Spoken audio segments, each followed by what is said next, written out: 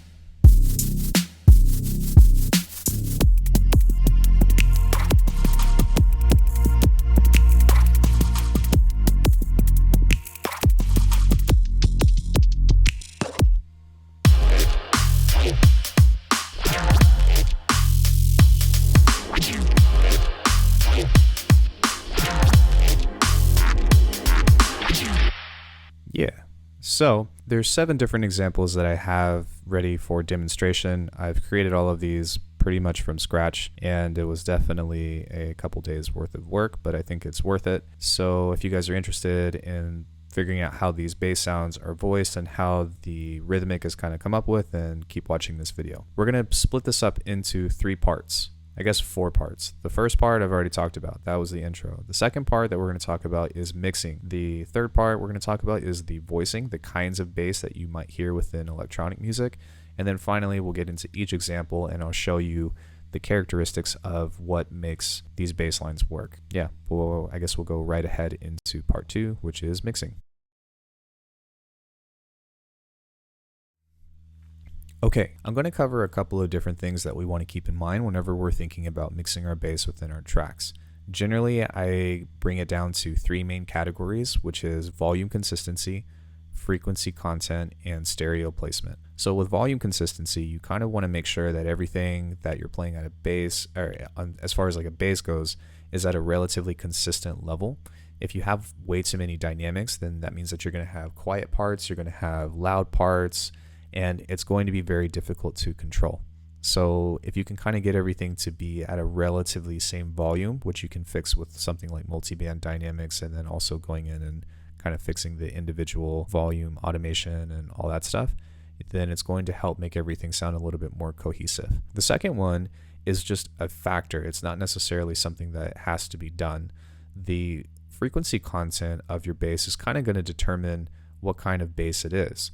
That's kind of how we dictate things. That's like the difference between a house bass and a neuro bass, because a neuro bass generally has a lot of harmonics in it that usually fills up the frequency spectrum, where something like a house bass can also have that, but it's generally described as something with a lot more low end that is kind of deeper. It's got more soul, so to speak. Typically, whenever I make bass music, I try to fill everything up with a full spectrum, because that is the sound that I want to highlight whenever I want you to listen, or whenever you're listening to my songs. So anything that I have, I want it to be completely full. You can do a lot of different things to make that happen, which we'll talk about in the future, but that's just my own personal way of how I like to do things. But that's not to say that you can't have something with just low end. That's not something that you can have something that is mainly just a mid-range bass, but the frequency content is ultimately going to determine, well, I guess what the sound is, because sound is frequency, so to speak. The final thing that I want to talk about is stereo placement, and that's just kind of where everything sits. I'll pull up an EQ here in a second, and we can talk about the general go-to of where things are, but kind of keep in mind that most of the time when you're thinking of bass, you want things to be relatively in mono, at least as far as your low end. So I have a couple of plugins pulled up, and we'll kind of go through and, I guess, explore what these three categories are within the context of these plugins and how I may or may not use them. So the first thing that I want to introduce to you is a utility. The main functions that I use with the utility are the gain, which controls the volume, and then also keeping things in bass mono, which means that anything at this frequency and below is going to have zero, or is going to be in mono. This is really great for keeping things consistent. You can kind of fiddle with it depending on your song. And you can also adjust the width if you don't want things to be completely stereo or completely mono in its own right. So this is a great tool to control your stereo placement and also your volume consistency. The second thing that's going to deal with volume consistency is the multiband dynamics. Ableton has its own native version. I prefer the Pro MB just because it's pretty. The regular multiband dynamics will do you just fine. But anything above these three bands, anything that hits the volume above the threshold of these three bands is automatically going to be compressed. And it's going to kind of help keep your volume consistent. It's not perfect, and it's not going to make everything super flat unless if you're just driving that really hard with a really low threshold. But it will, again, kind of help mellow and balance things out. Next up, we have an EQ. If you don't know what an EQ is, then you're watching the wrong video. No, I'm just kidding. It's fine. So this is what a typical, I guess, cut looks like for regular bass stuff. This is actually flat. Everything below 20 to 40 hertz, 20 to 30 maybe, is kind of cut off. You can do a hard clip like this if you want to, like a brick wall, or you can kind of roll it off. It's going to change the nature of your sub, so kind of bear that in mind. And then generally I have a scoop anywhere from 250 to 500 hertz. We have this technique called fletchering. And what that is whenever a note is played at a higher pitch, it's often perceived as being louder. So in order to kind of balance that out, even though the actual volume may not be the same, what we do is kind of roll this off. So if I play a higher note, it actually gets more quiet. It's kind of weird how that works. There's more information about it that I'll post in the description if you like. I don't want to get too much into that, but generally this is a common practice. If you are doing classical drum and bass, then another common practice that you can do is instead of using a bell, you can use a notch. And that will kind of give it a very classical kind of Reese sound that is very popular and sounds great. The last thing that I want to keep in mind with EQ is that it's always going to be a little bit different. Sometimes you might have some sound that is going to be peaking, so you'll want to take a bell and kind of take those peaks out. Or sometimes maybe it's a little bit quiet in the high end, and you can turn the resonance down on this and bring everything up a little bit. If you're doing like major cranking like this and you're past the sound design stage, then you need to go back and kind of correct your sound if you can, because otherwise it's bad. This should be very minimal. You don't want to do too much boosting or cutting by any means, unless if you're using it as an effect. Then that's kind of when those rules can bend a little bit. Next up we have saturation, which also has to do with frequency content and in some cases volume. You have your drive, and then you also have a soft clip. That's pretty much the most that I use with this function. Generally, whenever I'm adding saturation to something, I have everything set on a soft sign, and if it's really quiet, then I'll turn the drive up, but if it's already kind of loud, then I will reduce the volume with the output. This will add some really warm harmonics and make everything kind of sound a little bit thicker and more full. It's kind of hard to explain, But I suggest that you take a sine wave and then just drive it with the saturator, and you'll start to see how things kind of get beefier.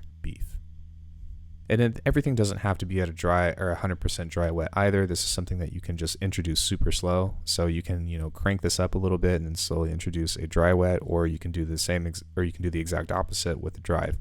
But generally, saturation is a common practice within mixing your bass. The next thing is something that almost everyone is doing right now, and for good reason, the OTT multi-band compressor setting. The OTT is not a plugin in its own. It's a preset from a multi-band dynamic or a multi-band compressor. And what its primary function is bringing out more high end on your sounds. So it makes it sound a little bit cleaner, brighter, and more crisp. You can do this, the OTT setting, theoretically with the multi-band or any other thing that you have, but generally the setting is already here, and that's why it's so popular, because you can throw it on and just kind of adjust the dry wet and it sounds great. So finally, as far as volume control, we have our compressor. I think that it is a common mistake to think that you have to do sidechain compression in order for you to mix stuff in with your drums. And while it does sound good, it's not always necessary. So the way that you can combat this without actually using a compressor is really just drawing in fades whenever you have something that has a transient. So if there's a kick right here, then I can draw in a little fade right there. And that way the transients won't mess up with each other. And that's something that's super common that I've seen done in FL Studio, because I think adding sidechaining is just a nightmare. Correct me if I'm wrong, I use Ableton, but that is something that you can do as a workaround. You can also use something like an LFO tool, or there's other answers. However, for me, I generally lean towards just using a compressor because it's just easier. And with that, what you would do is add in your sidechain. For me, I have a group channel always on main. I have several mains on here, but I'll find the first one where it says main.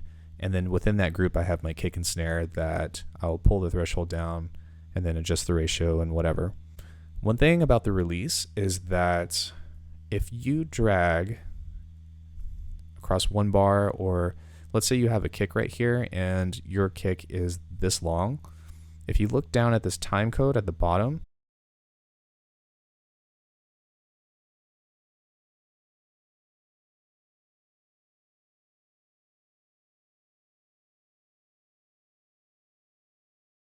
I'll zoom in right here. It says 0.43 milliseconds.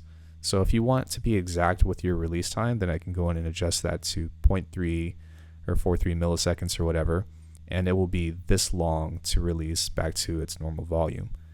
I also usually use things on an RMS as opposed to a peak, but I'm not here to really talk about compression. I'm just talking about how I mix my bass. So that is a general overview of how I try to practically mix the sounds together. Oh man, I need some water. Okay. All right, so part 2 is about learning about how bass sounds in electronic music is typically voiced. I have 8 archetypes that we're going to kind of discuss, and generally, while they might not all necessarily be unique in their own right, they're going to be characteristics that will help you define what kind of sounds or what kind of bass you want to throw into your track. So let's go ahead and just talk about talk about the archetypes really quick. We have repetition / rhythmic, we have melodic / sustained, we have percussive / stab, which 808 is also kind of in that field as well. And then we have fills and effects. And while I have examples that have these categories grouped together, you'll eventually see that they will mix and match, which I have a couple of examples right here about how these things are voiced. So repetition and rhythmic generally means that it's one note and it's played together just in some kind of rhythm or polyrhythm. So let's go ahead and listen to how that might sound.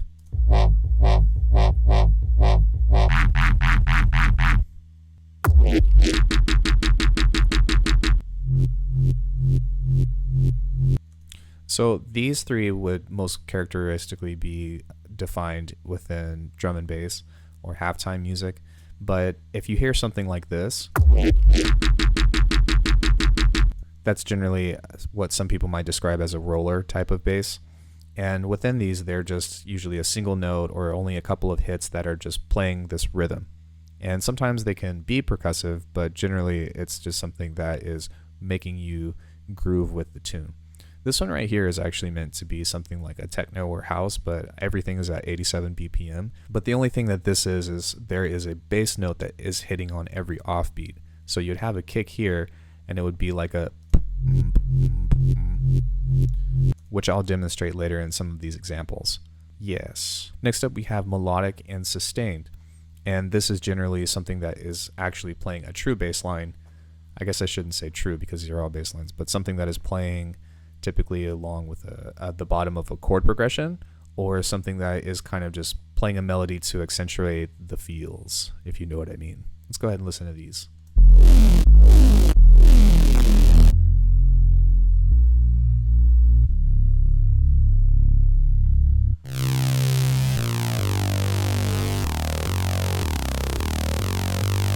If you know what this one is, where that's from, then you win the internet. Tell me what it is on the comment section or the Discord. But yeah, so it doesn't necessarily have to be a respace. It can be a sub, a sine, whatever. It can be any kind of note or any kind of thing that has just a long sustained note. Typically, it's very common for like a saw wave that is distorted to be played at the bottom of a saw stack in future bass or even future house or something of the sort. So, you know, that's just kind of what that characteristic is, so to speak. Next up we have percussive stab / 808s. And the difference between this and the first one is that this is more sporadic. It's usually like a bass hit that has a really heavy emphasis as opposed to just blasting you with the same sound. So let's listen to these. The reason why 808 is kind of in the same category but on its own is that sometimes the 808 replaces your kick on your tune, especially in trap music. And I've seen it done in two ways. I've seen it done where the kick is sustained and that replaces it. And I've also seen where it's also its own bass and there's a separate kick to it. So that's just kind of something to keep in mind, but it is kind of in the percussive / stab region. So finally we have our fills and effects, and this is what I would categorize as like all the crazy stuff that you might hear in dubstep or neuro or anything that has complex basses. Let's go ahead and listen to these.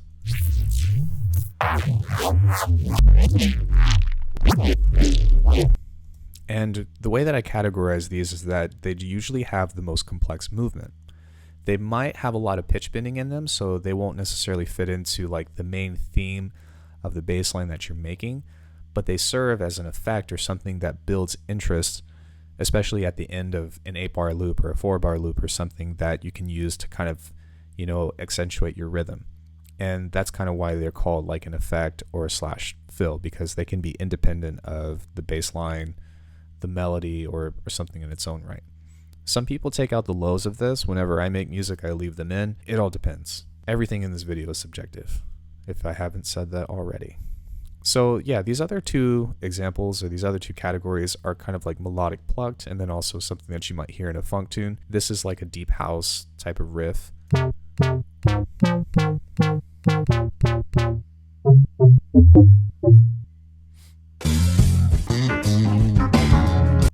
So with this one, that's kind of like your typical, like deep house that has a pluck but also a melody within it. And then with this funk stuff, a lot of the things that you'll hear are pentatonic scales and things being played at octaves. And if you don't know how this is applied in electronic music, then go listen to Cohen Sound and this conversation is over. So yeah, that isn't, I don't think, all of the types of ways that a bass can be voiced. I've also heard them with a lot of reverb that's used as a drone and a lot of other different contexts, but I think that these are relatively the most common that you'll hear within modern music today.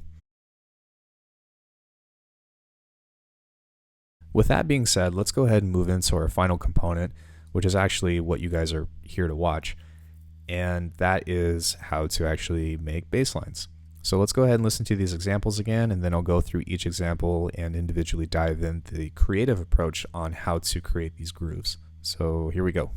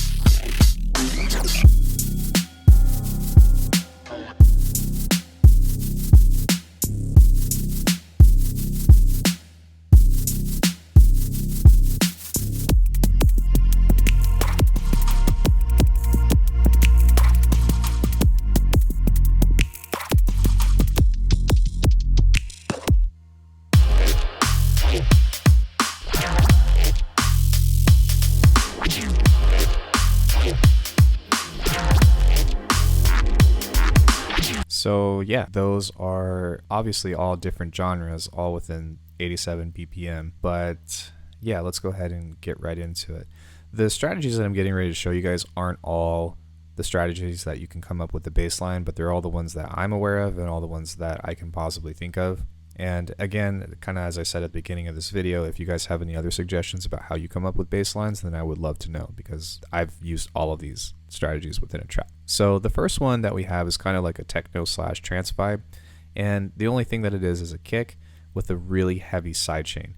The bass on this is an amalgamated preset from Omnisphere that is playing an ARP. And that's kind of what we were talking about whenever we were listening to this one here, where the sound gets kind of quiet whenever the kick is playing, but then you kind of hear the bass pop up as a pulsing sensation, I think would be the most accurate way to describe that. So the bass on its own sounds like this.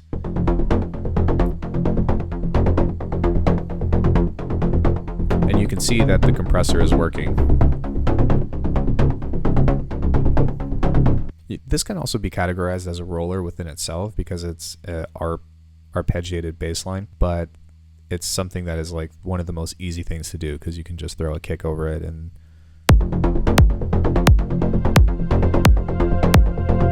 it's very powerful in that sense and very easy to, I guess, come up with something interesting. This is just a pad to kind of help accentuate that.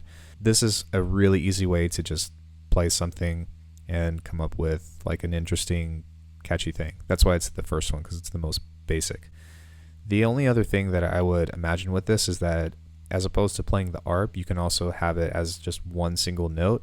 That's very popular within something like Goa trance or techno in its own right.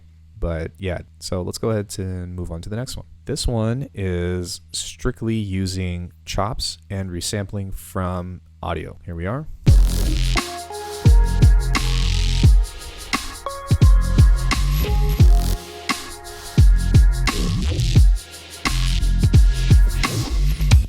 So the characteristics of this bass line is that they're all pretty much one note, but I'm using these different hits on purpose and finding what kind of fits. So I like that there are these chops on here where this is like a downbeat bass, and there are these kind of accents that are enhancing the rhythm. What I've done is I have this chunk of audio over here, and I've kind of just gone through and scrubbed out of these different sounds that I like. So that's your first sound. That's that turnaround or that fill bass. That's the first fill bass, I think.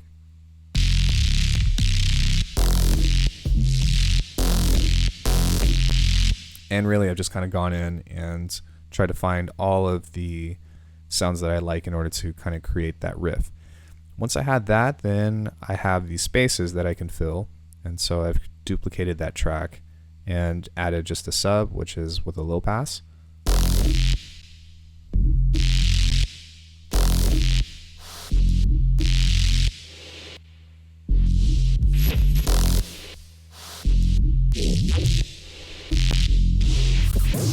The final thing that we have within this is reverb, and this is actually the same bass that I've used, but as opposed to, I guess, just doing more chopping, so to speak, it's really just reverb that kind of helps add some of that stereo. So it's turned down by quite a bit, but there's a lot of heavy reverb on it, and it's just these suction sounds.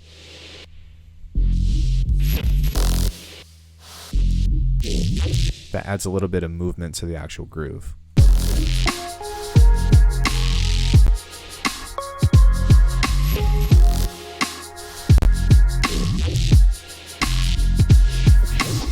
The kind of modern approach to this is if you have, let's say, like a bass that you did a lot of movement to and recorded a long thing out, then you can go back and chop these up.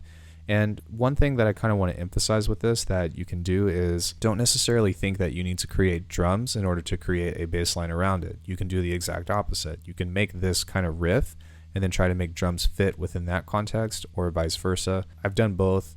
Typically I do drums, but that's something that is an option. Again, there's no right or wrong way to do this. Very similar to what we did here, and the next three are going to kind of have a common theme. is we're going to listen to this one that is all in MIDI. So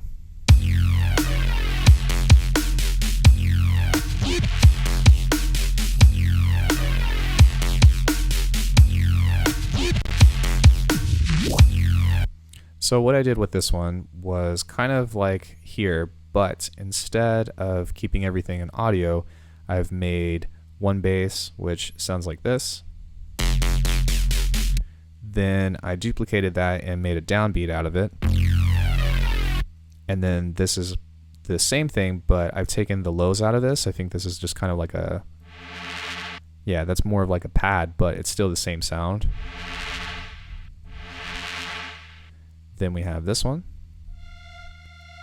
which is the same thing, but this has a little bit of a pulse. And then this one is kind of like my fill bass that I made. And then there's also another fill bass here. So yeah, I'll actually go and unfreeze these and then we can kind of take a quick look at them. The first bass that I have, and again, I'm not going to go into the sound design of this, but it's mainly a square that has this movement like this.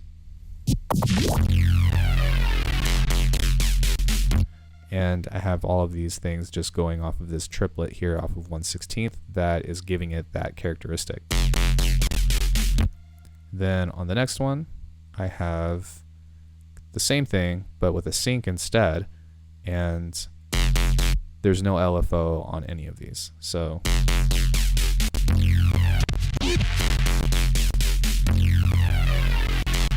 maybe I do. This one is a very slow one though. That's a very long envelope that creates that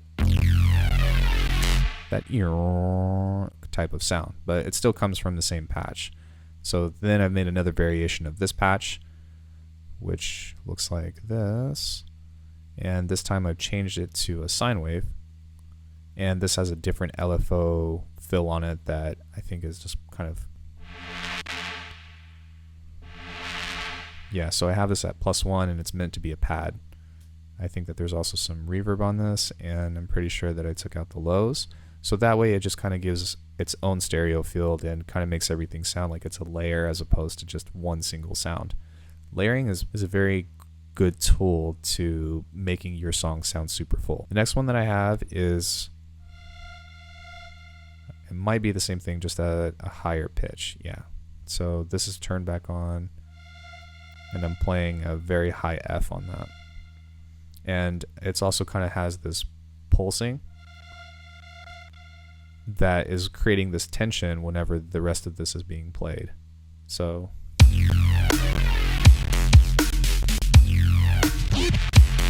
yeah, you can't really hear it that well, but that's kind of the point, is it should be full.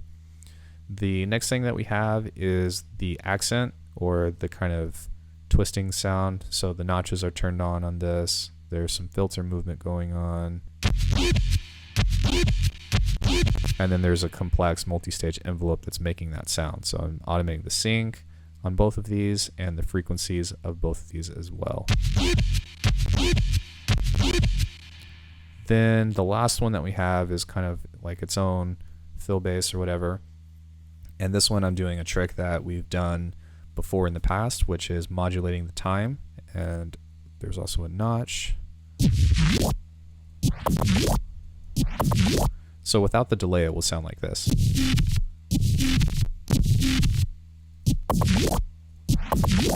And together they all kind of like create this bass line that might not sound, at its best right now because it's kind of not really mixed that well, but it does have a full sound.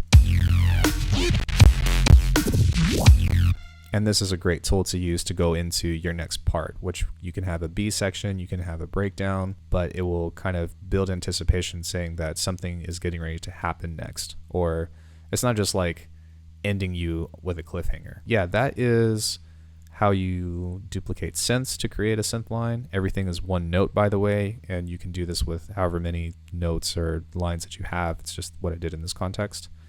But let me freeze these back up again. And let's listen to the next one.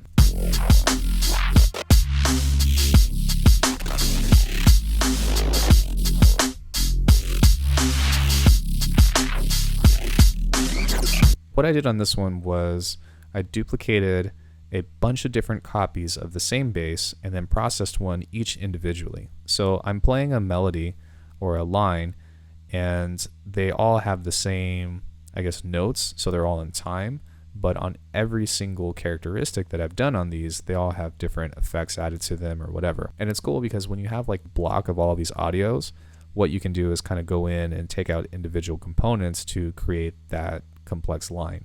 It's something that this is one of the first ways that I learned to make basses.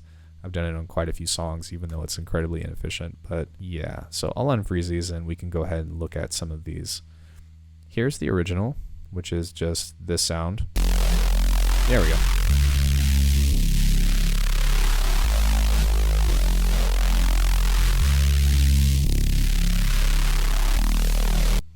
And then I duplicated that. This is the sub, so it's the same bass, but I've just taken that and made nothing but the low frequencies, which is up here as well.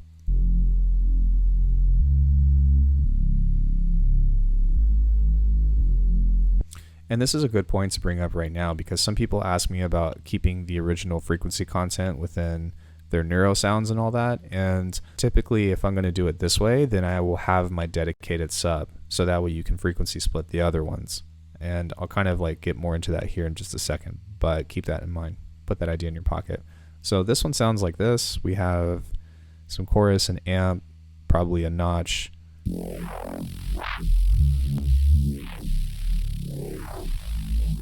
Band pass and the original sound and some saturation. Then we have this layer, which is some more filtering, but it's a little bit heavier.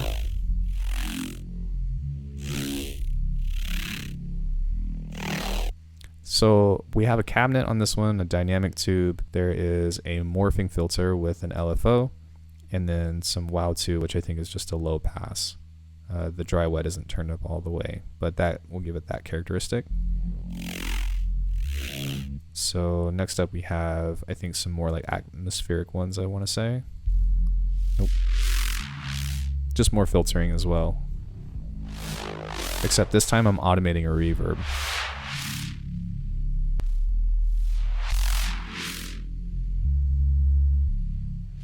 So one trick that you guys can do that I've talked about before to kind of give it that washing sound is to use a FabFilter Saturn and turn up the dynamics. There's other ways that you can do it as well if you have a transient shaper, but you're really just trying to draw this out. You can also use like a cloud delay. I know that Echo has it, although I haven't really made it work for myself yet, but I know that it can do it. Some notch filters. There's a morphing filter on this one and a low pass. And then your typical saturation and OTT. Then finally, this one is, I think, the wonky one. It's got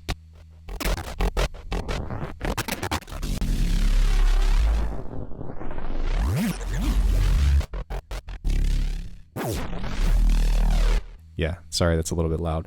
But this has two instances of molecular that I just went crazy with and added a crap ton of like sounds that I could just try to destroy this with. And then the delay is messing with the pitch. So after I've frozen all of that, I bounce all of these out to audio and left them on the timeline together within this. And as you can see, I've basically taken all of these and created the synth line or the bass line with these chops, but I don't have to move them around. I just kind of cut and paste and like make a mosaic pattern or something, so to speak. See, deactivated, deactivated, and then each kind of part is playing on its own. Oof.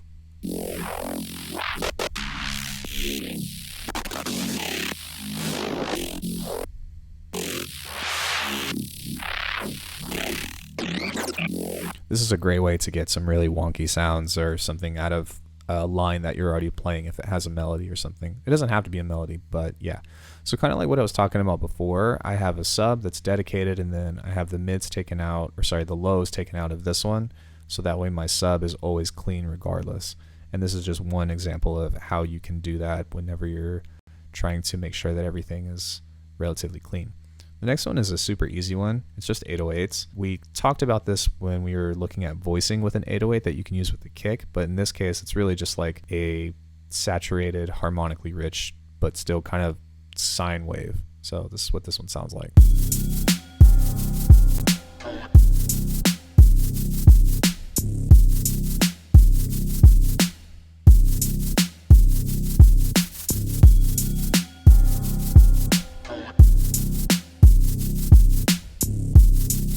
This one's super easy. It's really just an 808 type of sound that I've added a little bit of noise to, and this on its own is just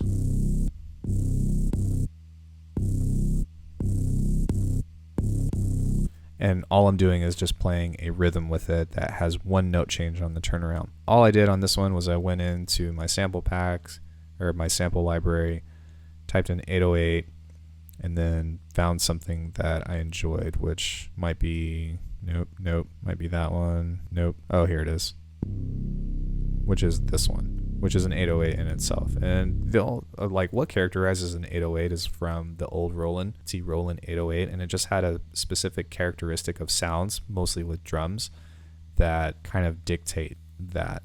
If you listen to trap music, then you should know what an 808 is. If not, just think of it as like a thicker sine wave with a little bit more harmonics, but not so much that it becomes like an FM bass, if that makes sense. It's kind of like that in between.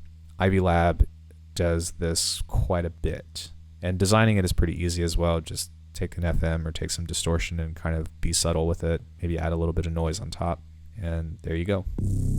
And then I'm playing this within these kicks, and whenever the snare hits, I stop the bass. So kick, kick, kick.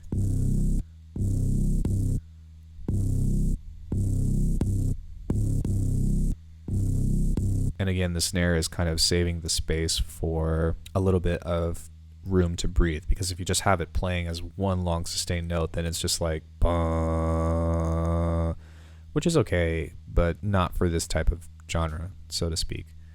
I would consider this as like a lame halftime something. Next up, we have something that is a pure sine wave or just a pure synth line, kind of like what we talked about over here, and it sounds like this.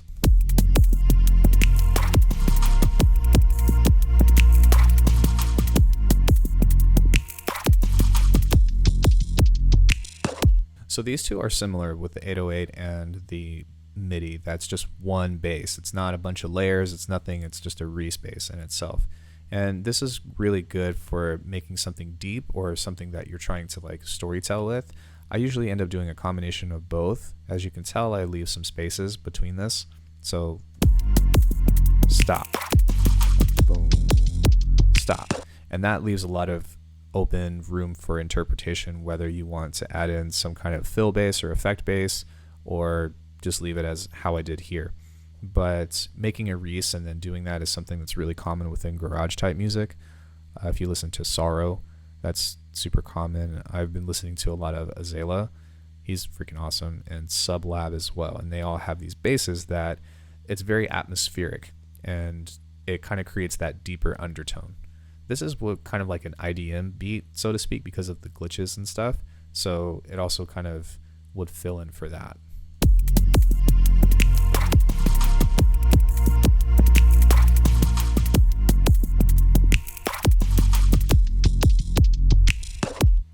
And if you make basses like this, it's very much so more melodic based, and that's just kind of something that you can play like a scale with or whatever, and it's still trying to keep with the rhythm, but it's not so technical. The technical stuff comes with the percussion instead. Okay, so I was saving the last one for potentially the best one. Not saying that this sounds the best, but the way that I've approached this bass has definitely been a fun one. Let's go ahead and listen to this one.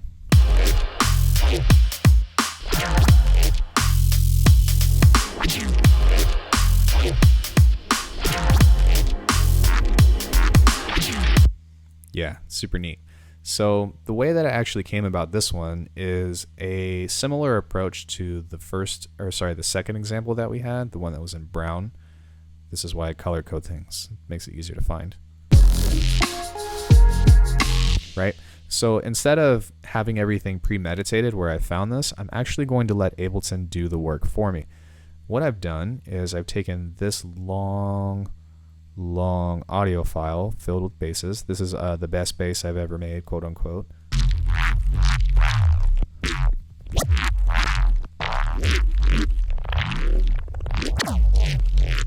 And what I've done was use a chopping board. So I would typically do this, and I'd go down, and then I'd find a component that I like and drag it down. And once I've gone through the entire section, I'd go in and push Command J, and then I have that sound on its own. So I have these collection of sounds, and after I have this, what you do is you go into Session View and you drag all of the clips into the corresponding track like this. Yay. I highly recommend that you shift click all this because you're going to want to manipulate this all together as one clip. What I've done is the ones that are in blue are silenced. And let me actually unfreeze this track. So yeah, I highlight all of these, double click like this here. Dang it, come on. And all of these are going to be launched at random. And this is something that you can finick with, but anytime that I play this over 3/4 of a bar, or 3/4 of a beat rather, it's going to launch at other and then random, or any, at a 1:3 ratio. And this is something that you can play with. The other thing that I kind of want to bring to mind is that for some reason in Session View, if you highlight this, you can add fades automatically. So that's why I didn't really worry about doing it right here, but I don't know why it's only in Session View. It's kind of annoying. I wish that was a thing. Anyways, you push play, and you kind of get this randomly generated bass line.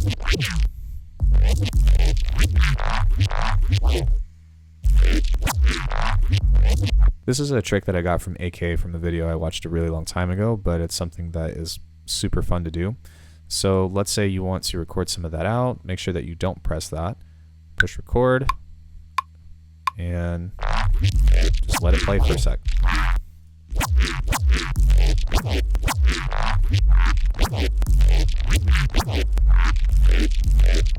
And the reason why this is useful is because if you have these sounds that you've made and they sound great on their own, but you can't really hear how it might be used in a track, then maybe you can go in and use this Session View to kind of have these clips launch in their own rhythmic fashion. I suppose something that I didn't cover, but something that you can do as well, is if you want to be more manual with it, then you can take these individual clips and load them into a drum rack and then I guess play around with the chops on their own. But this is a little bit more randomized and sometimes a little bit more fun. And you might get something interesting, you might not, but this was the chop or the synth line that I came up with.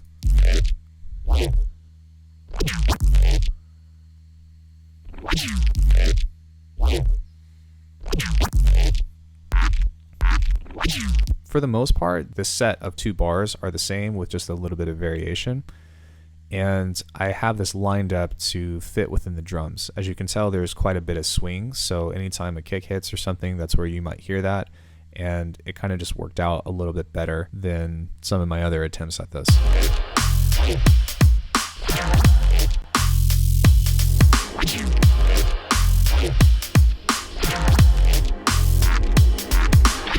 So the other thing is that all of the frequency content is preserved within this, so all the bass frequencies are there. I actually don't even have an I do have an EQ on it, but it's doing that same typical one that I showed you from before. And then this is just something to fill in the other spaces with, which is just a sine wave with some noise. The dynamic tube is what's going to make your noise crunch. I should probably save that tip for a sound design video, but if you're still watching this, the dynamic tube will make your sound, or will make your noise crunch. Yes. And then that's just, again, kind of filling in those spaces. So.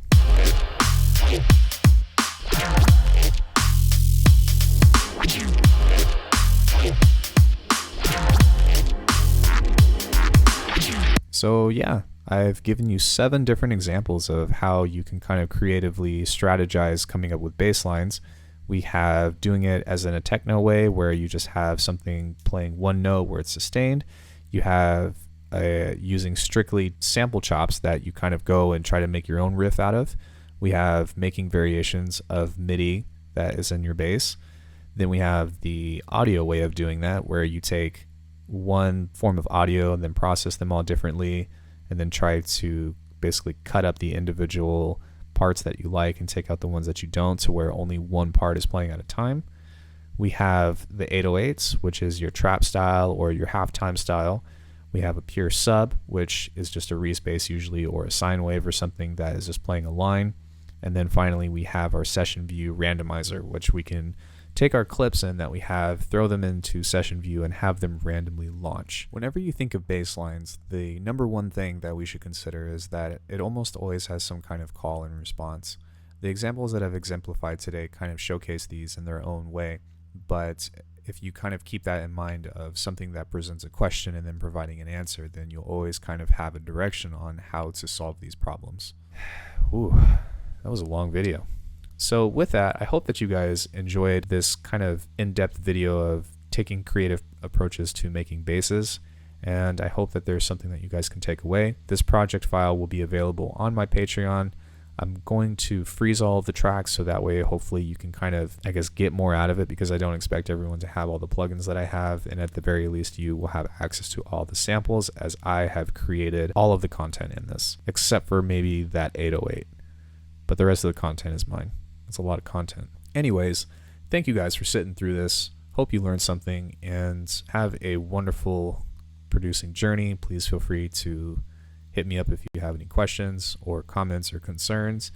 And that's all I got for you today. Happy producing.